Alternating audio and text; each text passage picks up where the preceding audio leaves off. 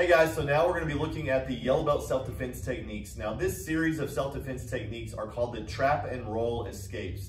Now we're going to imagine that the fight happens and the bad guy manages to throw you down the ground and get on top of you. They get on top of you like this, which is very bad for you because they can reach you, but you can't reach them as far as punching goes. So we need to know how to get the bad guy off the top of us and get away to safety without using all of our energy.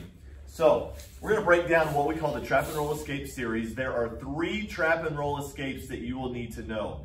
The standard trap and roll, the punch block trap and roll, and the headlock trap and roll. So we're going to start off with the standard trap and roll. So the standard trap and roll, the bad guy's on top of me and they're pinning me down or possibly even choking me. So from here, I'm basically going to reach in between the bad guy's arms, grab their wrist with a thumbless grip, kind of like a monkey grip. I just want to cup the wrist to keep them from posting their hand out to the side. And I'm also going to grab the back of their elbow like I'm holding a glass of water. Make sure we don't have the thumb towards the bad guy. The thumb should be away from the bad guy. If you did this, it would be like you dumped the glass of water on yourself. So we want to make sure that the thumb is on the outside and everything's tucked in. So now the arm can't get away. It can't go out. It can't go up to the sky because I have the elbow. Everything's nice and trapped. Secondly, I'm going to trap his foot by putting my foot on the outside. I lift it up and circle around. If I can't quite reach his foot, maybe his knee's up a little too high and I can't reach it, this elbow is going to shove his knee down. So now I can easily reach that foot.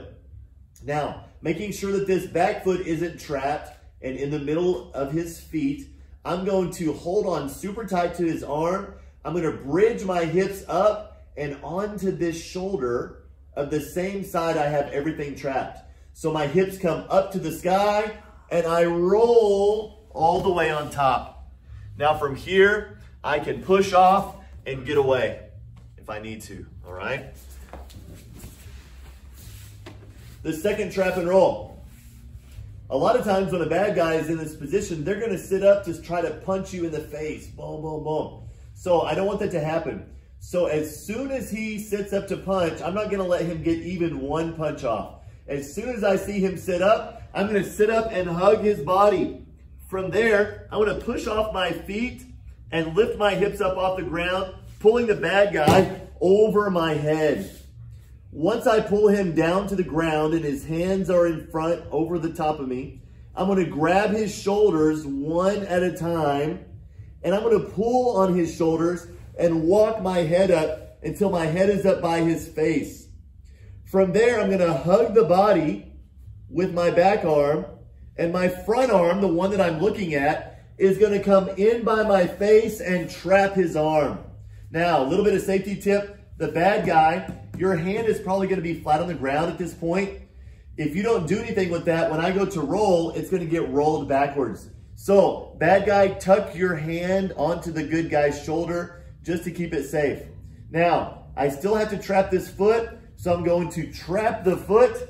From here, I'm going to reach for the sky, this hand that's hugging the body. As I bridge my hips up, I reach for the sky and I roll all the way over.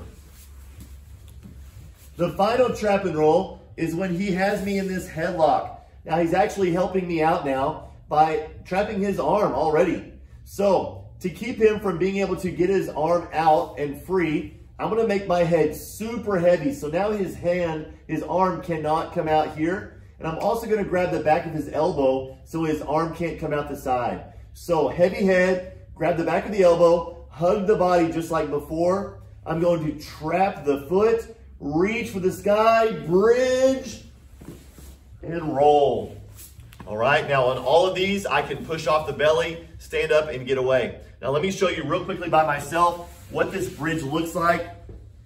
So from here, it doesn't matter which variation I'm doing. When I bridge, once my hips come up, they don't go back down to the ground. So the number one mistake people make is they'll bridge the hips up and then they'll let their hips crash before they complete the roll.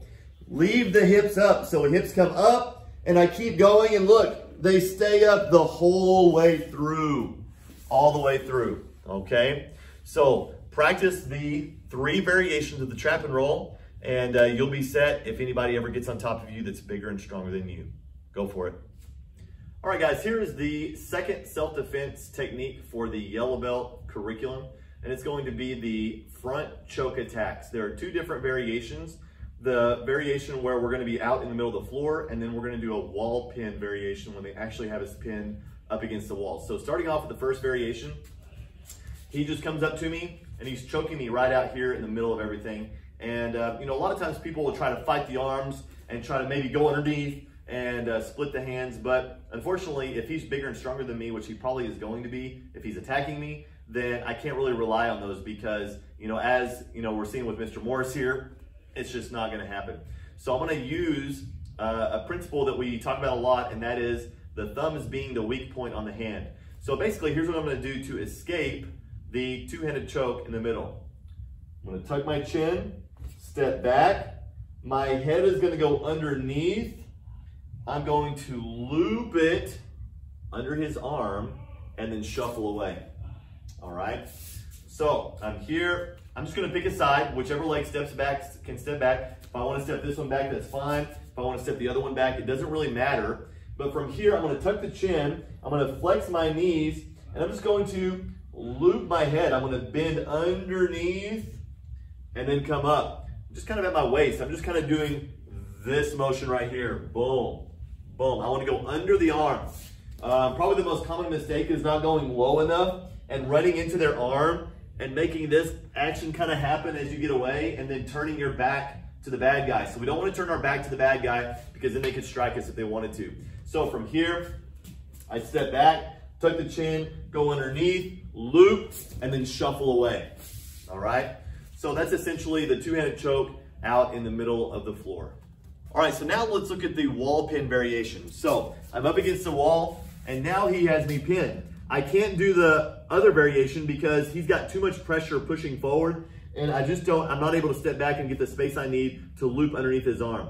So in this case, what I'm going to do is I'm going to reach my 4 fingers back, not my thumbs, but my other 4 fingers, and I'm going to find the matching fingers of the bad guy. So I'm going to find the fingertips of the bad guy, and I'm going to curl my fingers underneath his fingertips until I find the one weak link, whichever finger is the weakest finger, and it could be different every single time, but I'm going to find that one finger that's the weakest, and when I do, I'm going to wrap my whole hand around that finger and pull it straight down. Now from here, I've created an opening. I'm going to come on the inside and do kind of like either an inner forearm block or an outer forearm block, just like it would be in your form, Dan Gun or Do San. And I'm going to block the arm out of the way with either one. I like the outer forearm block in this instance, but I'm going to block and shuffle out the side. So let's get a little bit closer here so that you can see what's happening from this side. All right. So my 4 fingers come and find his 4 fingers on each side. And I'm going to dig underneath and find the one that is the weakest. Yeah, there it is. I found it. I'm going to wrap my whole hand around the finger and pull it down. Okay, so I want you guys to not get in a rush, not to be too panicked, but remember that a choke might only take 6 or 7 seconds to take effect before you get choked out. So have a super tight neck, really flex the neck, and be quick about finding those fingertips. All right, so one more time, I'm here. He's pinning me against the wall. I reach back, I find it, there it is. Full wrap around, pull it down, block, and shuffle to the side. Practice these choke defenses, and you should be good to go.